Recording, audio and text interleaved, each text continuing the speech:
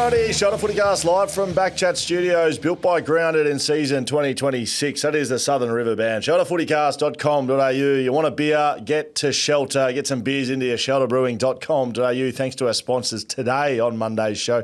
SavvyWise will be bringing us the numbers. They're an AI-assisted tax research built specifically for Australian accounting firms. If you're in that industry, get in touch with SavvyWise, savvywise.com.au. And, of course, HeyScape are back this year.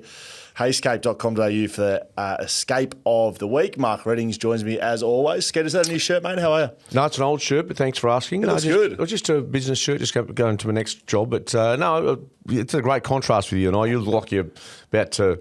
just cruise around the office for the day. I am. Yeah, no, very casual. How many gigs did you have on the weekend? Include Friday.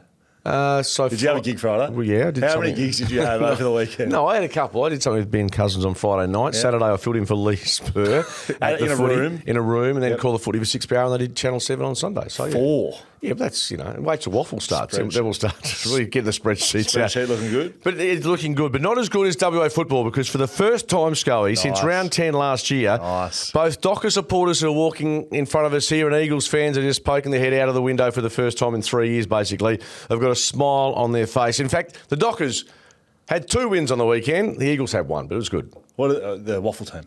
Is that what you're talking about? No, there's just another victory that the Fremantle Dockers had, and that is, of course, involving you and the Port to Pub, which was convincingly won by the Fremantle Football Club. Look, I tried my very best to get a helicopter. I really did. A few helicopter operators not happy with me asking for sort of freebies sort of around town. I don't really care, to be honest, but I thought I'd ask the question. So how did you get back? Seb from 6PR, he took me back in... Well, it can only just be described as a boat that may not even stay afloat in a bathtub. So that reminds me of the song from Split Enz. You know the song, don't you? I spent 6 months in a leaky boat. Yes, very. Mate, we stopped 3 times on the way back to fill the thing up. What do you fill what up? The fucking boat. What was it? He was carrying giant bottles of petrol. We had to stop 3 times on the way back. To put petrol in? To put petrol into the engine. It was a 2-stroke engine. We know it's expensive petrol now, so that's probably why. Probably owned a little bit of money. But yes, we got smoked in the Port Pub. But I had a bloody good day. It was very good conditions out there, Skeeter. I'll show you quickly. Sunburn. Yeah. Actually, funny you should say that, because Paul Hazelby bumped into him yesterday.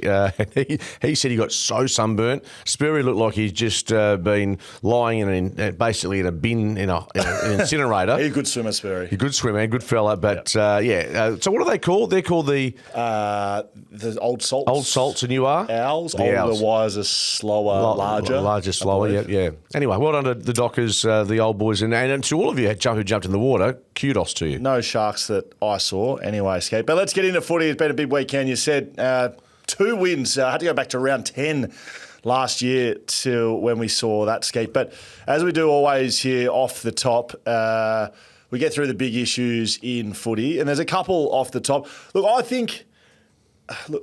there's a couple. I probably will start with the one that is local, and that's Patrick Voss. He's been fined $1,500 down to $1,000 with an early plea for taunting Harrison Petty. Can you give me a bit more details on this, Skeeter, maybe what you see of this one? Well, I can only break down what the MRO came out with yesterday, and that was...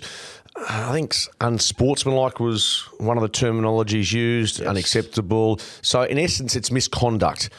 So, I don't know if I can even draw you a similar incident that, and we've seen this sort of stuff happen over the journey. We've seen the likes of Nick Watson and Jack Ginnivan and all sorts of banter. Now, this apparently has gone across the line. We've seen Dane Zorko going back to an incident with Harrison Petty up at the Gabba, and the crybaby tears were a sledge, I understand, related to Harrison's mother. I'm not sure the background of that. But so this obviously set a stage, was it a quarter time in the Dockers game on? Something like that. It's around that time. So in my eyes, look, Pat Voss is one of those players. Do I like that sort of taunting? Again, it has to be put into context. I don't know what he's referring to with Harrison and his mum, to be totally honest. But obviously Harrison apparently shed some tears at the Gabba going back or in time. Do I like it? Not necessarily. Is the AFL putting a rod on its back for this? Yes, that's the issue. I think now you're going to be finding yourself, and you know the NFL has the taunting law in place, which I'm not huge on. Yeah, the umpires now, you're not going to give away a free kick for that sort of stuff, surely. Anyway, I think he's been made an example of, but this will continue to cause debate. Let me be stronger than you, Skeeter. This is from the MRO, I think, verbatim. The action had the potential to instigate a melee or retaliatory action, and is an action that we do not want to see flow down into community or junior football, and hence the charge to deter players from doing it in the future. This is one of the great oversteps by the AFL that I can remember. To go onto the AFL field, an elite environment, and to be making rulings, whether you're suspending players or fining them, because you don't want junior players to be doing them, I think it's a huge overreaction. I think it's borderline embarrassing from the AFL that they think that this has crossed a line. Well, once again... But what is the line? I don't know what the line is. The line? Correct mark reading. So you get out on the field and the line is racial, religion, sexuality. That is taught, that is given by the AFL. Unless something's changed in the last couple of years, the line is very clear for me. So as a player that used to use verbal on the field, as a player that used to try and get an advantage, as a player that played in the highest level of AFL, right? That's the highest place you can play this sport in the country. There has to be a spot in our game to use your mouth to gain an advantage. Now, do I like this look? No. Is it good for juniors? No. Would I do it? I don't know. But we can't sanction players because it's a bad look. That is ridiculous. That is red tape. That is borderline woke. I've spoken to a few former players about this over the weekend. I'm not alone here. This is embarrassing from the AFL. But if that's the AFL's perspective, if you're Alex Pearce, if you're the Dockers, are you saying anything to Pat Voss? Different argument. Correct. So that would be the thing with Paddy Voss is he was going physically at a number of their players. He was going at Tolstrup all day. I watched him close through. So Tolstrup was tagging Sarong. So he was verbaling him. He was physical with him. They were trying to do different things with Josh Tracy. And so Patrick Voss's job in the team is to enforce. A bit of an agitator? Well, I think he's a bit of a protector, actually. Instead of an agitator, I don't think he's there. So that's actually the line. You don't want him agitating. You want him just playing his role. But if he needs to step in and enforce some physicality and use his mouth, I think he's got the licence to. So I think Freo would say, find the line a little bit. But this isn't over it. I can guarantee you that, mate. Once you step on that field, I'm sorry, that everything else is it's all good. It's all good. Get to the end of the game, shake hands. It's just words. What are we doing here? Well, it's just words. Yeah, okay. As long as he hasn't race, religion, sexuality. Okay, you said those three. It's just words. But you said those three parameters. Let me throw a hypothetical at you. Let me ask you this, a serious question. If that type of sledge involves, for instance, dare I say it, the passing of a family member. Yeah, use mine. I lost my old man. So I lost my old man. I played that weekend. But my point is, if you were sledged on that basis, do you think it's appropriate for the player who did that to then be sanctioned? I don't know if using crying eyes is a direct sledge. I'm not saying we're not suggesting this was related to that. But I don't know. That's what I'm saying. If we are using, if a player's offended or not as the line, we can't do that. Because I'll answer your question, I couldn't care less. I could not. So if someone had sledged you on that weekend, that would hurt. That would cut deeply. I think that would be one of the lowest things you could do.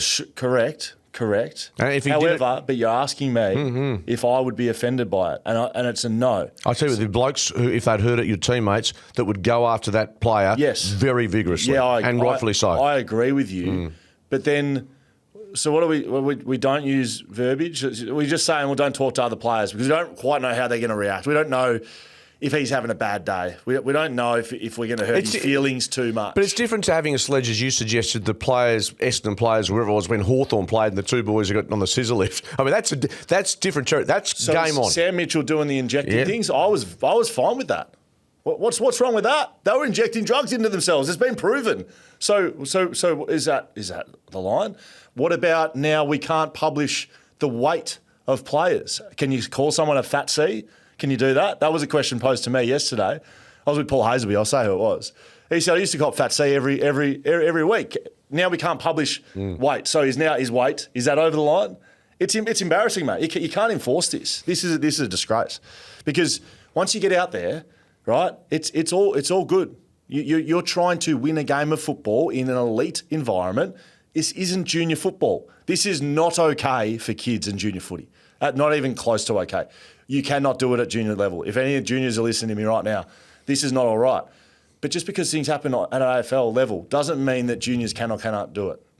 As long as Pat Voss, and this is, I'm sure the Dockers are saying, if you're going to carry on like that, just make sure you're playing a role with the footy. For what it's worth, I think it's probably an overstep by Vossi. Over all of it, I want to protect the ability to use verbiage. 100%. I think you're right. I think he probably looked back and go, geez, I look like a bit of a goose. Yeah. And you sort of, but he got it almost right.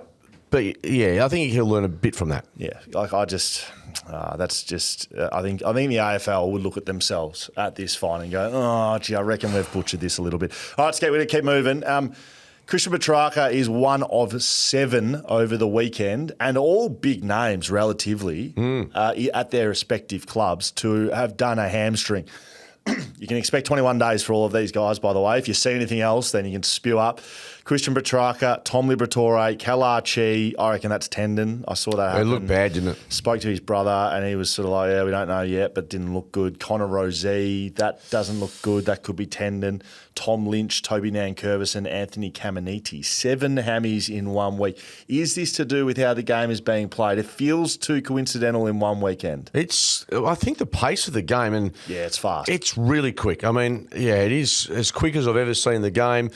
Now, I know they're trying to shorten the length of matches, but the games are going long because there's so many goals being scored, which is, there's a lot of positives about what we're watching. So, I'd have to, given my lengthy medical background, agree with you that the hamstrings and the pace of the game, it just feels too coincidental. Yeah, I think there's an issue. I think there's a correlation for sure. Because you're in the shortening quarters. I think the games go too long. They're miles too long. It went so long on Thursday or Friday night with the Adelaide game, they lost the clock. Is that right? They did. What happened there? I don't know. Something technical happened.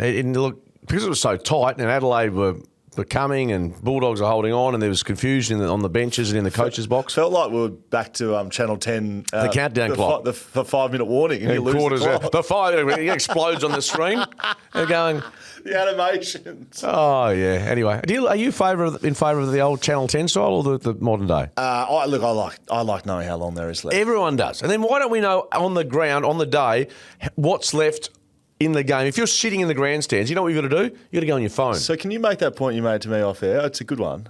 Well, every other sport that I know, in a sense of whether it's the NFL, the NBA...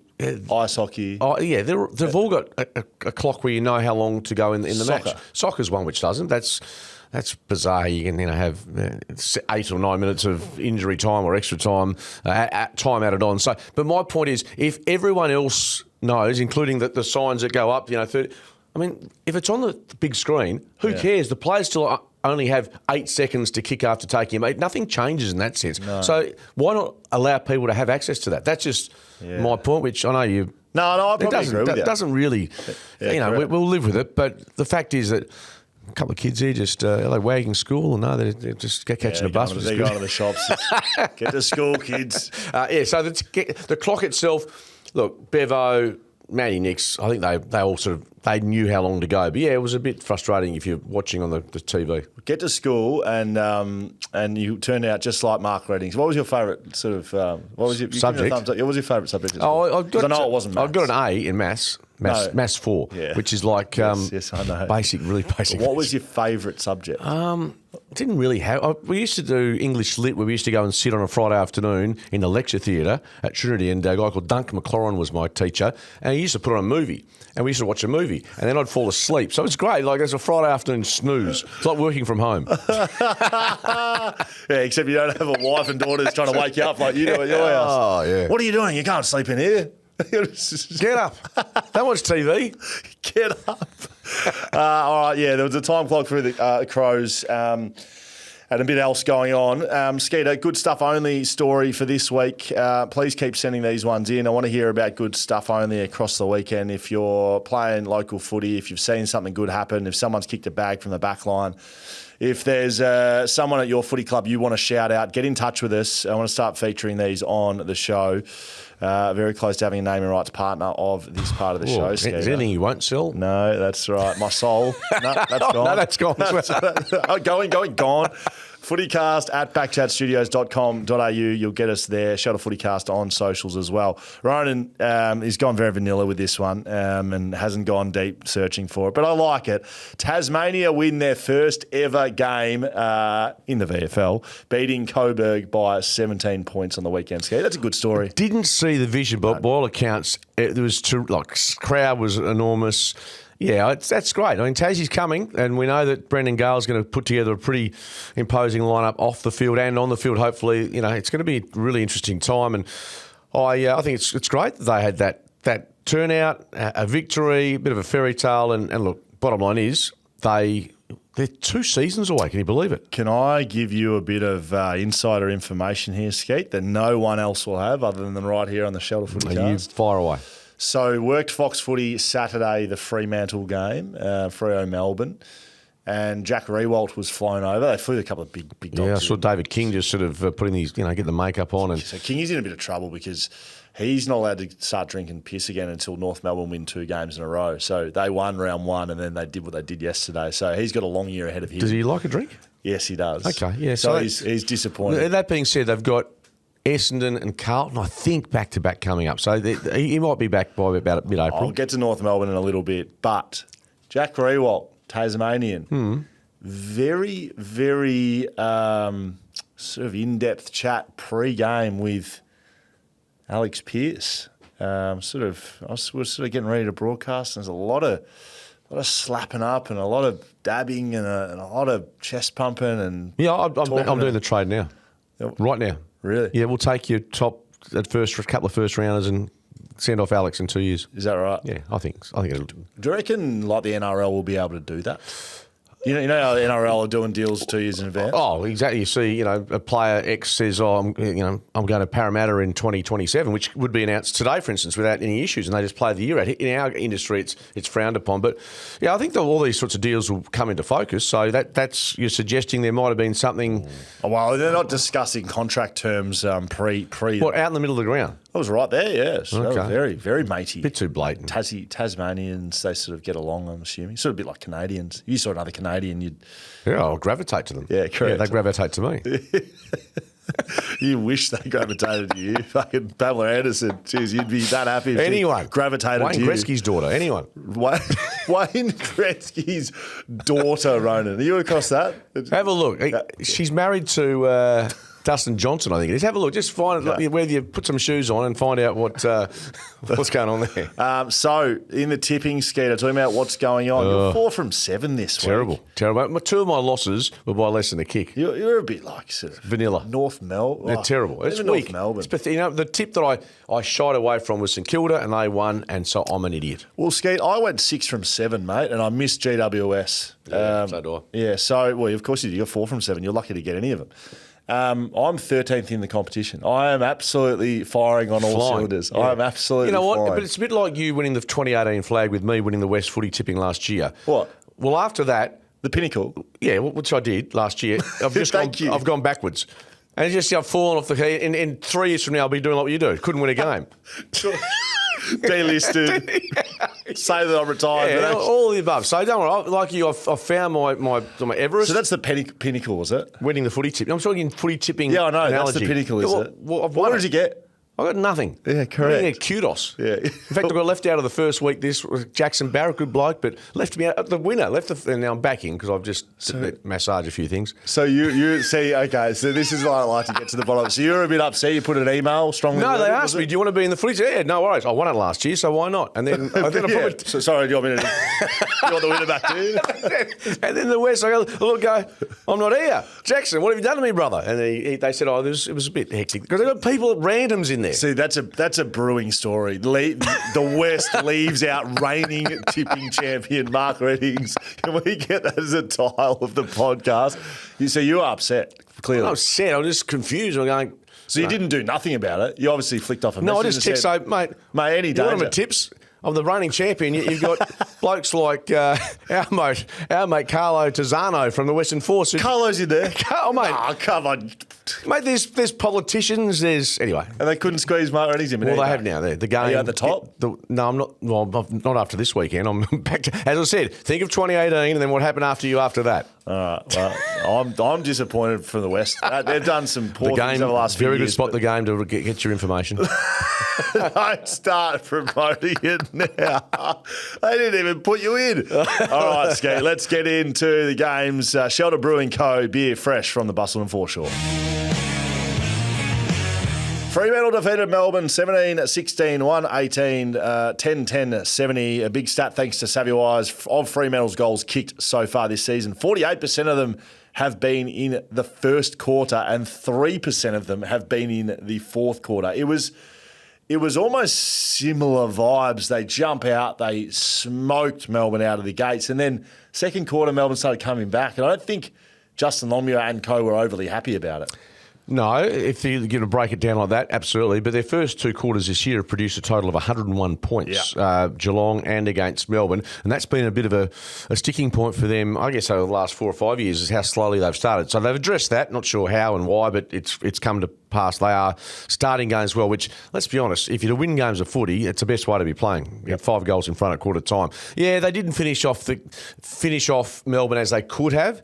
Melbourne, I think, deserve a little bit of credit on that front. But look, the upside is you look at their big contributors. Shea Bolton probably had close to his best game as a Docker. 32-2. And heaps of score involvements. Andy Brayshaw, I think, finished on 39. 39, 1 goal, 10 score involvements. Yeah, so look, I like what Fremantle did. I got a couple of messages saying they didn't put the foot to the floor when they should have. But no, I think there's a lot. And I'll tell you what, they found one. They found one, Chris Sherry. I like him. Oh, yeah. I mean, that's the sort of kid that, if you're a footy club and you drag him through the door, for, bargain basement sort of costings, and he comes out and does what he did, I think that's a nice little addition. I think I heard from Jordan Clark after the game, had a little chat to him on the ground. He said that he was playing in an Amos premiership last year. Really? Last year. So he was in the sample, but he was also playing Amos, and he won a premiership playing Amos in South Australia. He looks totally at home and looks, sharp. He's quick. No, that's a good little pickup. So no, I think more positives than negatives about what the Dockers did. Yeah, I agree with that. Josh Tracy, he looks $1 million. He is my player of the year. Every time I see him and I get to speak about him, I'm going to talk about how good he is. 4 goals, but he looks aggressive. Anytime the ball's in his area, something's happening, whether it's a ground ball he's taken on the wing, whether it's a tackle, whether he's busting through tackles. I think he brings players into the game with his ball use too, and he's a real barometer how Fremantle's going. If he's getting a lead-up connection in the first quarter, those ones where he's steaming out, it's in front of his eyes, I just think that's remember, like Josh Kennedy used to do it, and you just be, we're on. We're not going to be stopped now. He's a massive, massive part about Freo and how they're going about it. We know Pat Voss was fined, embarrassingly by the AFL with what happened there.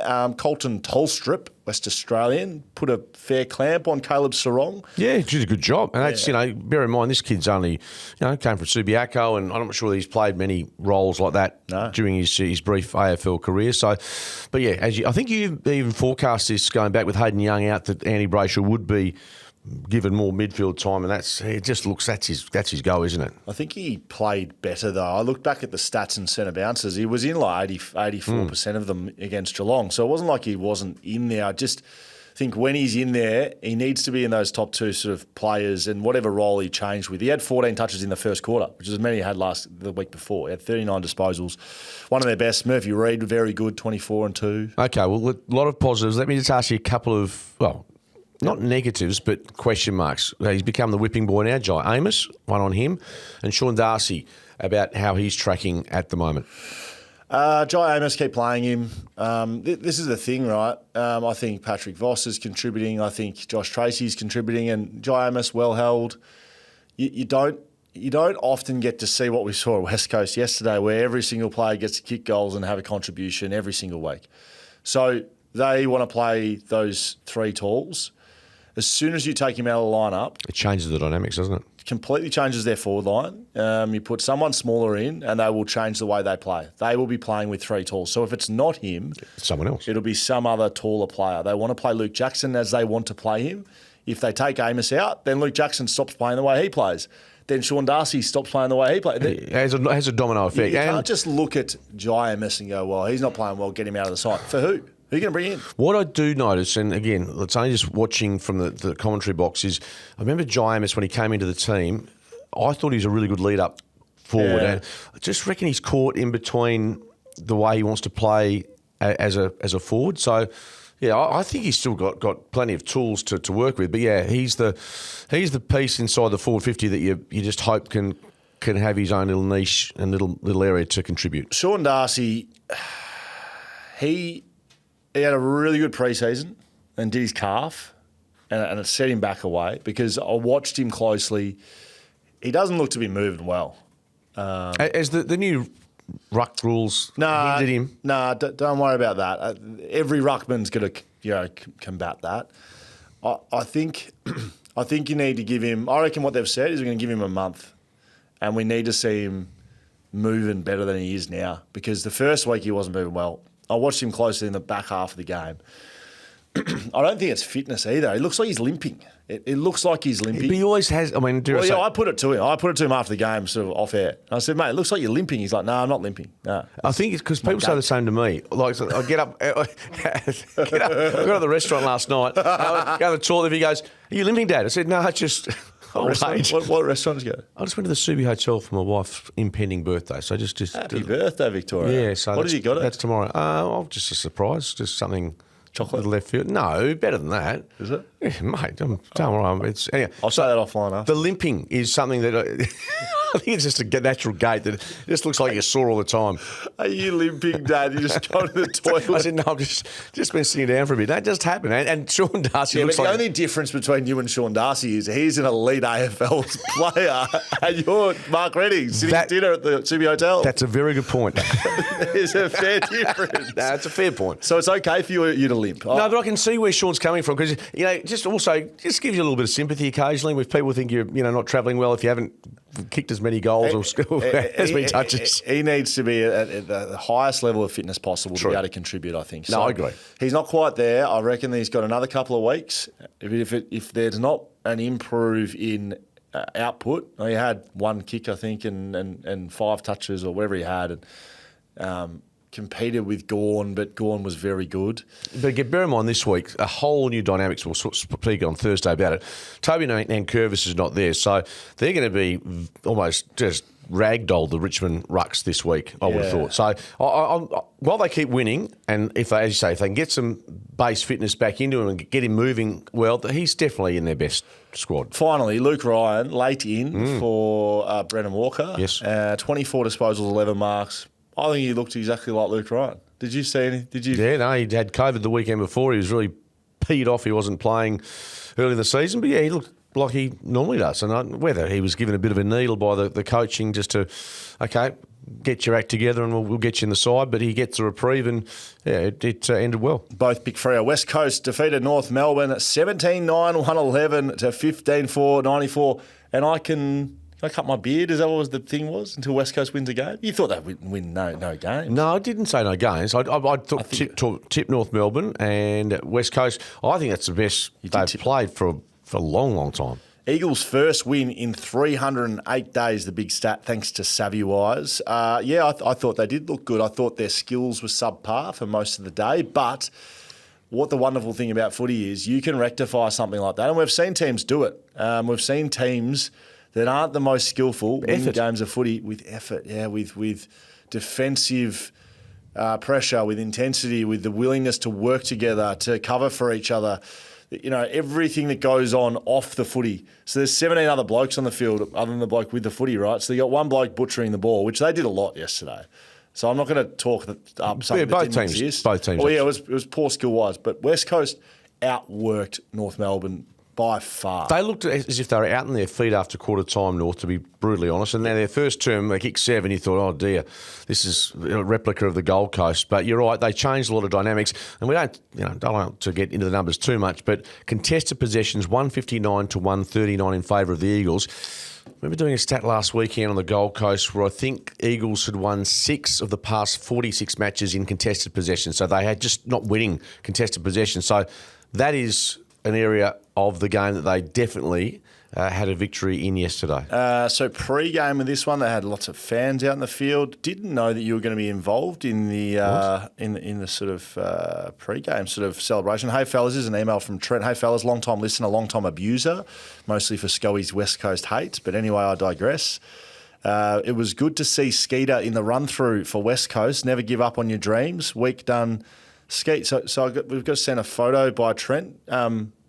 You're left out of the West tipping comp. So he sort of says that it was nice to see you. It was nice to see you in the middle. Is it funny? Is it just, what's his name? Trent. You're a tool. Right. It's just some old bloke. Was it funny? He literally looks 80 years old and it looks nothing like Skeeter. That, in fact, is the exact content I would like to be sent by our fans. Why? What Lookalikes of Mark Reddings. Why? You and Max Gorn, why? You're the bloke with the beard. That's fine. You're the bloke that carrying on like a... You want to send lookalikes of me and Mark Reddings, but mostly Mark Reddings, please send them in because that really, it warms my heart seeing things like that. Like, that's just a random guy wearing a West Coast jumper over a shirt, mind you, which is just a big... Oh, yeah, it's a bad look. It's bad look with a jumper. Anyway, I go to the footy. I reckon my wife would let me wear a jumper to the footy. Not that I'll wear one. It's just a guy with grey hair that sort of 1 out of 10 looks like Skeet. You can send all of that in. That'd be terrific. An 8-goal third quarter flipped the game. That's to West Coast. They absolutely sizzled out of half time. Harry Edwards, some poor news for West Coast, suffered another concussion after returning from one, and it looked like innocuous knock. I'm sure you or I would be out for the count when you get it. It just didn't look... Was it Matt Flynn who got him a bit of friendly fire? Yeah, it didn't look like a massive one, but in the end, like, it is what it is. He was cooked. He really had to go. So I don't know how many's too many for Harry Edwards in terms of concussion, but he's getting close to the edge. Yeah, so that's not good. I'll start with the positives because that was with West Coast. I thought this would be a game that in the under-9s you'd be getting team effort in the best players. It was really difficult to give who the 3-2-1 was for West Coast. I don't know who you thought their best players were, but I just thought they had even contribution from a lot of their players. Harley had 30 in the middle, but it wasn't a standout Harley Reid performance. Dev Robertson, I thought, was really positive, hard in and under, needs to handball more than he kicks. He cannot kick, Dev, unfortunately. Milan Murdoch, very good again, 10 tackles. I thought set the scene with what they did with pressure, and then the goals kicked by their young players. Yeah, Milan goes into the middle, and I think we've got to bear in mind when Elliot Yeo is playing in this side, they eminently look so much better. Alistair Clarkson's made that point in his press conference that they've missed their best player for the last 2 years. Well, Elliot Yeo's probably their best player. Hasn't played for 2 years. Undoubtedly, and he's the guy that. If you look around the competition, whether it's Dacos, Bontempelli, he's the guy at West Coast, and I'm not saying he's as good as Bontempelli, but he gives so much quality. He's, a bull. He can do, kicked a couple of great goals. No, he's been, I guess yesterday is an example of why they've missed him so much in recent times, and his body hasn't been good to him, but he was, I thought, clearly in their best view. Shanahan, 2 goals, very good. We're sort of getting word maybe a rising star nom potentially, which will make a lot of sense. I think at 9 games last year. He plays primarily forward, but he's had a few moments where he's gone down back to help out. He'll need to just tidy up his disposal in the back line. He had a couple of scary moments kicking across the face that I don't think Andrew McQualter was too happy with. But, 2 to Shanahan, 2 to Archer Reid, who I thought took some really good grabs and looked dangerous. Duff Tytler, once the ball hits the ground, he's going to be a player. The bottom line is, and I think I've said this a few times, Duff Tytler, Shanahan, Archer Reid. And Waterman. I'm thinking more of, and whether it's Jack Williams, who sort of drifted obviously a fair bit back in the pack. But if you can get a couple of those players, I might have even left one out, but if you can get 2 of those players to emerge, even one, like Josh Tracy has done, I know it's a big ask, but in the next 2 or 3 years, you can build your team around that type of height and talent. Yeah, that's a winning forward line in 2 or 3 years, and I like it. I like it a lot. Milan Murdoch, I gave him the 3 votes, and I did that because I just saw the intensity that he showed defensively set the scene for the rest of his teammates, and so there's some other good players. Elliot Yeo, very good. Harley Reid, very good. I thought Duff Tytler was very good. He was the highest ranked player on the ground for West Coast. But there just wasn't a lot of standout performances, and I think if West Coast did that every week, where most people play well, they'll challenge a lot of teams. So what they proved to me was the second half against Gold Coast was not an anomaly. The first half was. They're going to have their ups and downs. They're going to have their fade-outs in games. It's a small sample size, isn't it? Correct. I just think if I looked at those 8 quarters, 7 of them, I can see a pretty distinct game plan.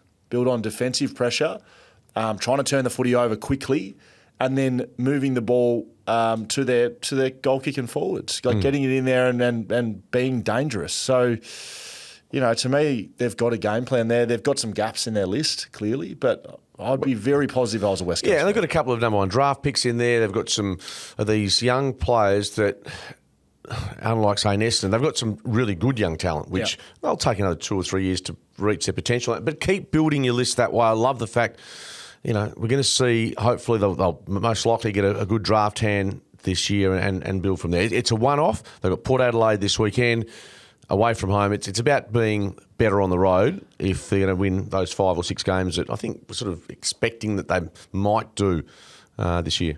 North Melbourne, just quickly, and this doesn't take away from West Coast because I just touched about how positive it was about them.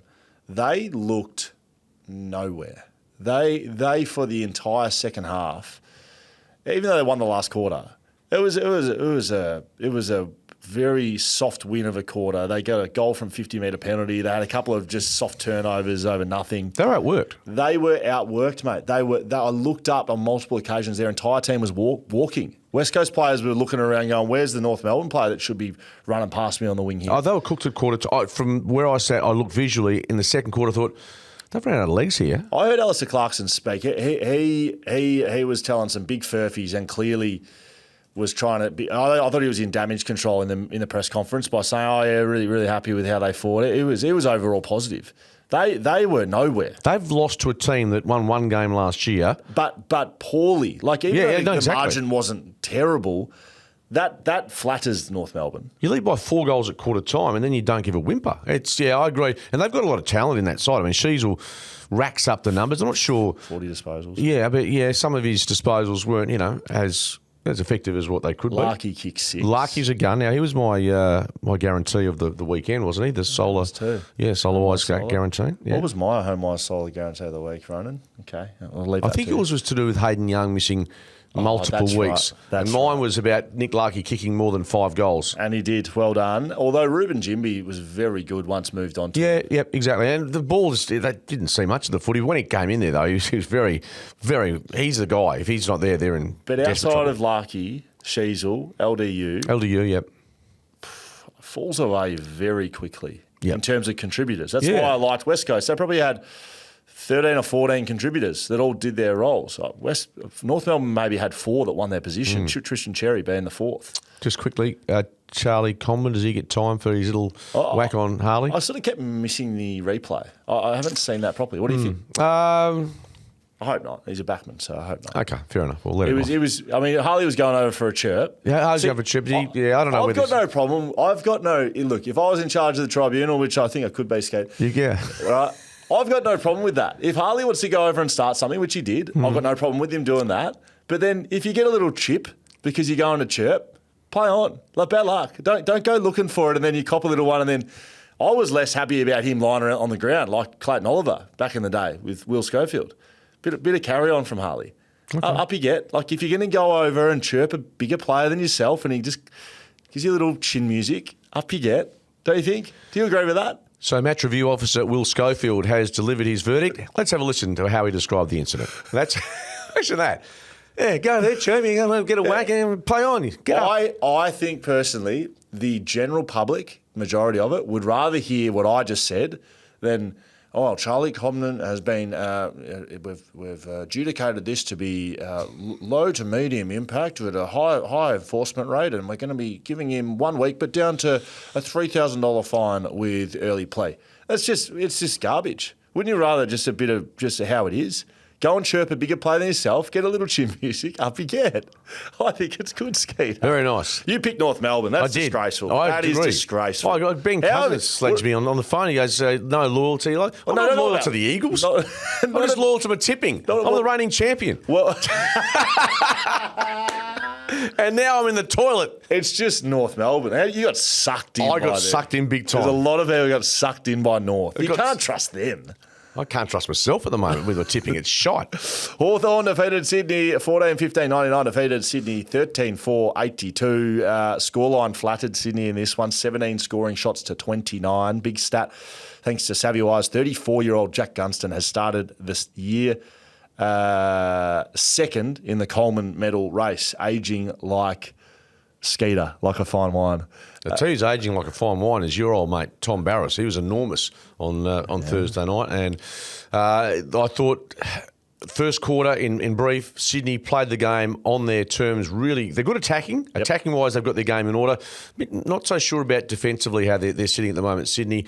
And obviously losing Goulden and Heaney didn't help, but I was really impressed with the way Hawthorn worked their way back into the game. Sam Mitchell made some adjustments at quarter time, and then Hawthorn, essentially from quarter time, you always felt Hawthorn was the better side. Jack Ginnivan, I think, had 2 touches in the first half, had 20 in the second. That was one move that they made. I think Hawthorn, given their lack of depth in their midfield, Ward's doing well to sort of cover. We know Jai Newcomb can play. McKenzie's there doing his bit, but yeah. They've got a bit of that sort of midfield where they're going to just... It's a bit like Geelong, actually. By committee at the moment? Yeah, they're sort of just rolling players through there. They need Nick Watson and Jack Ginnivan in there as much as possible because they're both such great decision makers and they're a little bit... erratic, they're a little, they're not so vanilla. Hot and cold though as well. Yeah, but they get the ball in their hands and you don't know what's going to happen. And I think that's a good thing for Hawthorn. They look good. When I say good, they're I want to see a bit more from them over the next 3 or 4 weeks. How do we like the fixture? Hawthorn now has a 17-day break before Easter Monday. It's terrible. Sydney I've said had this. a 15-day break. It's ridiculous. 2 rounds in. I've said this. Opening round and the buys that come soon after it doesn't. There's no flow. I mean, there'll be some clubs like the Bulldogs who've got a break. They want to keep playing. Yes. That's not the case. And Hawthorn, I'm assuming, and it depends. There's only one club I think that really was going after 2 rounds or 2 matches, we need a breather. That's Brisbane because of the injuries and what's happening with them. Yes. Outside of that, and fans, you're up and about if you're a club that's winning and you've got to wait for almost 3 weeks. 17 days is borderline 3 weeks. That's ridiculous. We're well off the mark. So whatever happened to old mate during COVID? It was Travis Old. Yeah, we had played every 4 days. You blokes. Wasn't he sort of rainmaking, sort of pulling the fixtures left and right? Yeah. And where's he gone? Is he still doing it? I think he's gone. I think he's got a Formula One. Well, so that's what's happened. We've lost that loving feeling. That's what we've done. Correct. I don't like it at all. We both picked Hawthorn. I thought that was pretty obvious, that one, Skeeter. Adelaide defeated by Bulldogs 13-10-88. Defeated by Western Bulldogs 14-10-94. Big stat thanks to SavvyWise. 49,185 people is the biggest ever home and away crowd between these two sides. So there's a lot to go and witness this one. Looks like they've got a great atmosphere there at Adelaide, and you'll be there for Gather Round, Skeeter. You'll be excited by that. If you are heading to Gather Round and you do see Skeet out and about, please document it and send it to... Depends on what time of the day it is. No, and the later it gets, the more I want it documented. You can just send it straight in here by email, by YouTube, however you like it. If you see talk footy in the wild, I want to see it. Are the Dogs the favourite to win the flag right now? They'd be equal favourites with, I'm suggesting, the Gold Coast Suns. But yeah, they were terrific and they've won 2 on the road, 2 big clubs and minor premiers, reigning premiers. They dominated the game and they deserved to win. So many big moments. Oscar Baker had the pinnacle, kick of the match winner late in the piece. What I will say is that Adelaide went from this conservative, and this is the way the Bulldogs forced them to play, but they seem as if they went into their shell early in the match, having conceded an early lead. And it wasn't until they basically, with a quarter to play, thought, well, Matthew Nixon said, go and express yourself, attack, And how do you know it? They get look back $1 on million terms bucks. and they look $1 million. They get in front by a goal. But again, some real maturity by the Bulldogs to stand firm and get the result. It was a good game of footy to watch. It was good. Goals kicked at both ends. Rankin kicked a ridiculous goal late. Tex Walker was good, I thought, for his age. He needs to be in the side. Yeah, Baker, you mentioned that. Marcus Bontempelli, I don't reckon there's a better player in the league in those moments. Like, he just puts himself exactly where he needs to be. He gave the hand pass to Williams, Bailey Williams. Yep, yeah, and he went inside the centre circle. I think clearances at the death, and it was, and he just knows when to insert. I think you're right. He would have, Beveridge in the box would have been doing what he does. But I reckon the last 5 minutes in those types of games. Yeah. Players like Bontempelli run the show. Yeah, I thought his comments after the game were good. He said, it was asked sort of how he saw it or whatever, and he said the pleasing thing in the development that's come from from the Bulldogs, is that in years gone by, they've really struggled to just go and kick the next goal, is what his words were. Get too carried away by being down by 4 goals. We've got to kick 4 goals. We've got to get back into the game. No, just focus on kicking the next goal. Moment. Yep. And you kick the next goal and you're down by 3. And then you kick the next goal, you're down by 2. I think, next moment stuff feels like a big change for them. And interestingly, as I heard those comments, Daniel Pratt is at the Western Bulldogs. He's the backline coach. It was very similar to what I've heard him preach for a long time at West Coast around moments. So I wouldn't be surprised if he's had a fair bit to do with that. And Pratty wasn't at the game for what it's worth. He was actually at home. Because his partner had just given birth to a baby. So I've got these little nuggets of gold that I'll bring to the table each week. How'd you find someone you saw? I heard it on radio. Yeah. You didn't. When was the last time you sort of went and dug a story out? Like you went and investigated it. Like Mark Redding's getting into the weeds and. Oh well, I mean, I don't have a job that entails it. I'm more a broadcaster. But don't worry, I've spent many years at Subiaco Oval, waiting in the car park for knuckleheads like you, Daniel Kerr, Cuzzy, when they're in trouble, and going. They hate us because we've got the microphone. So no, I've been there, done that. How do you feel about yourself? I feel sort of like I'm like a prostitute just sitting there in the corner. I just didn't feel that great about myself. But you had to do it because maybe that's the wrong word.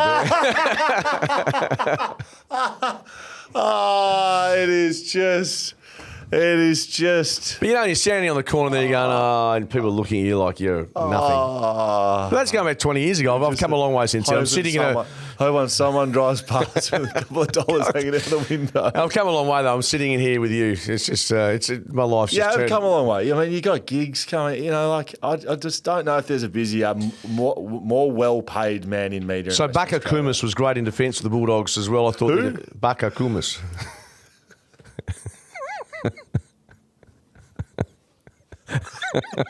What, you idiot? Isn't it Buku? Buku Karmas, sorry.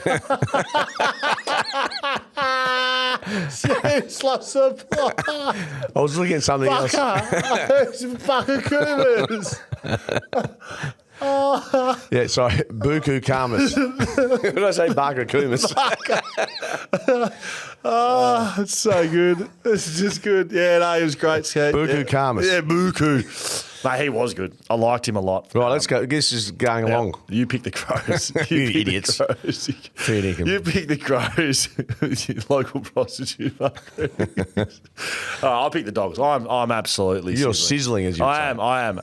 Yes, thank you, Ronan. I do. I don't have it for that game. I've got a little bit closer. Richmond 9-6-60 defeated by Gold Coast 19-14. So 128. 15 scoring shots to 33. This is a bloodbath. As expected. And the big watch here now is the big boy in the forward line, Ben King. Ben King. I think he's kicked 16 goals from 18 kicks. He's only had 18 kicks this year. 16-1, I think. Done this a lot. Just gets saving them up. Just all he's doing is kicking goals, and that's what he has to do. And he's going to get so many opportunities this year, isn't he? Big stat, thanks to SavvyWise involves Ben King. 7 goals is the most any Suns player has kicked at the MCG. This is their second last game at the MCG. I think they play there next week as well. Do they really? That'd be right. It's something like that. It's very close. That's just for a team that's going to be, you think, prominent. It'll be a nice memory to have. Yes. And if they win those two, Richmond are a long way off it. They've lost Dan Curvis. They come across to WA this week. So, long story short, Petrarca's big because they've got a bye now, Gold Coast. Then they play Melbourne.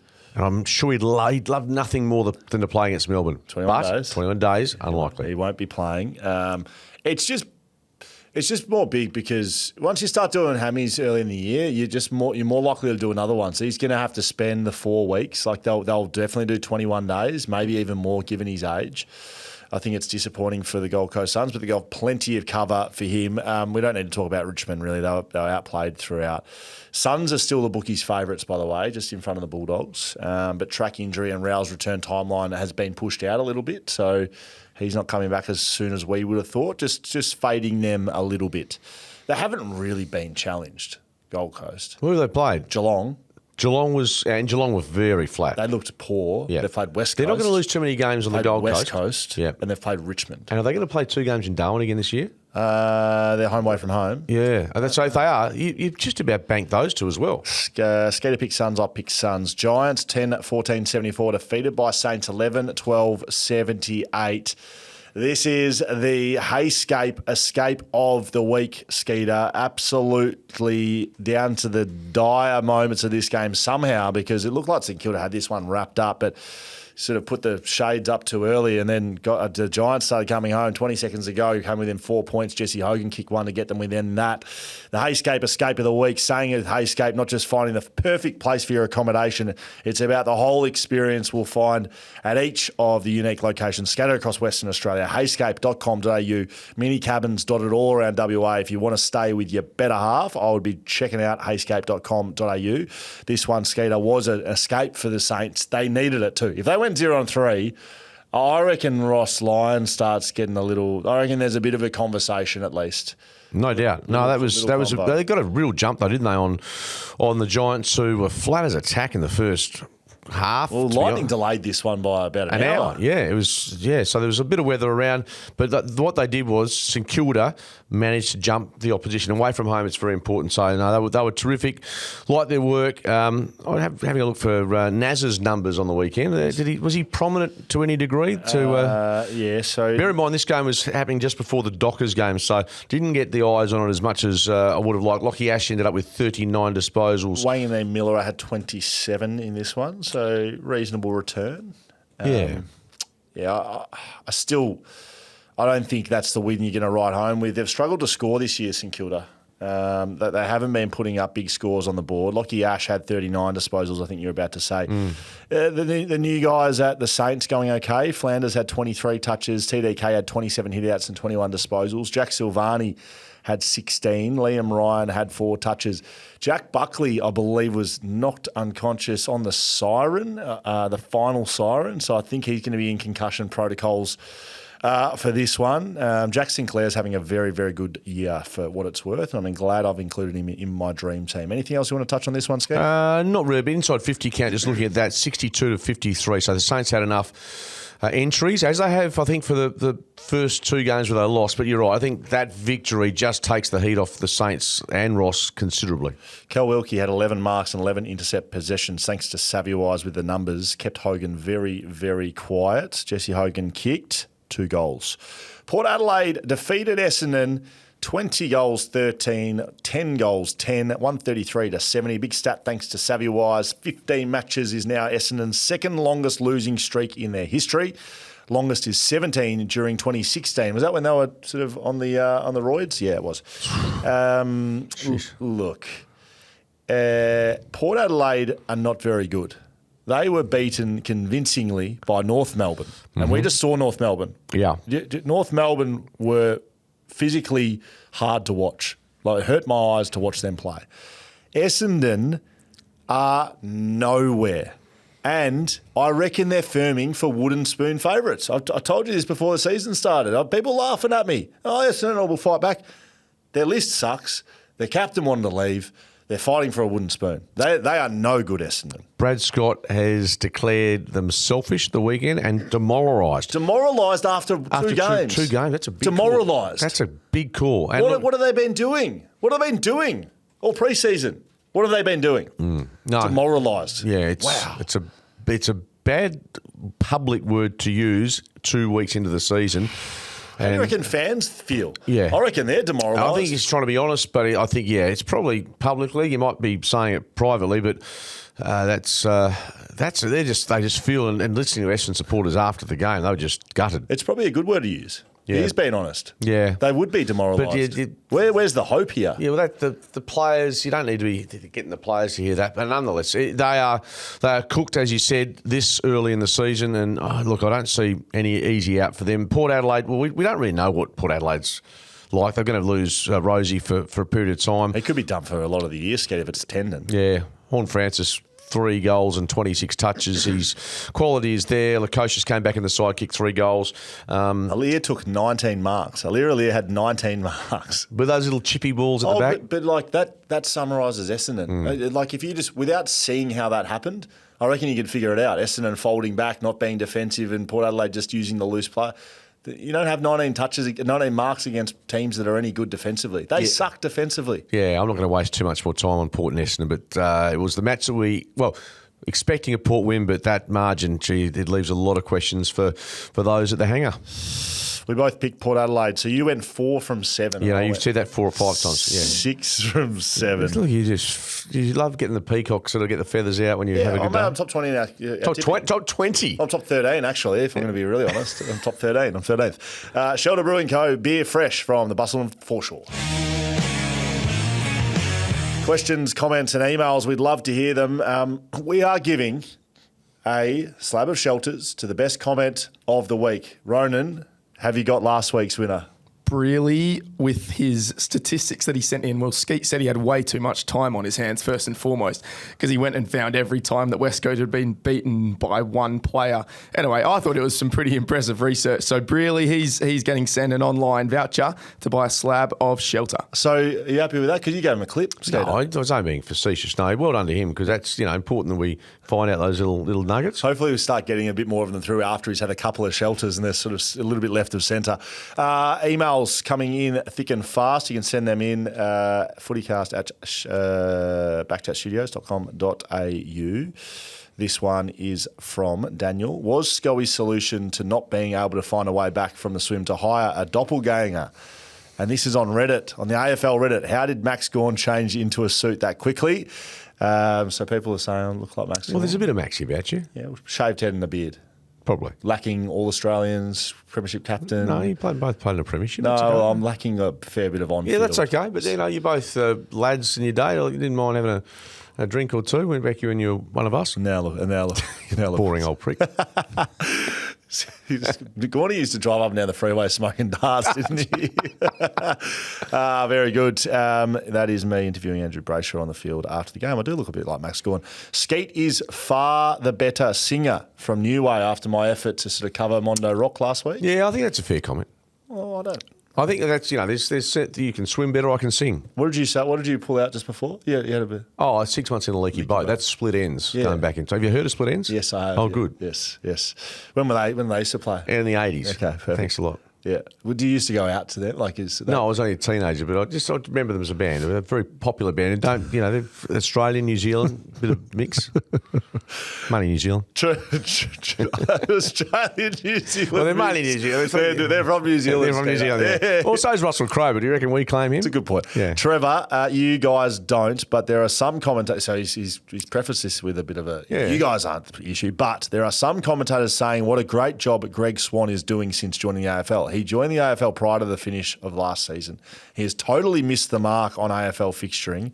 It is a joke at so many levels. The AFL is too arrogant to admit that it is a dog's breakfast. I think it is a dog's breakfast. I think the rule changes, I think we're adapting to them pretty well. There's a couple still. Yeah, but I think in general, I'm going to give the AFL a tick on a lot of points, but I do agree with the fixture. I'm not a fan with the way opening rounds being played out, the buys that are taking place.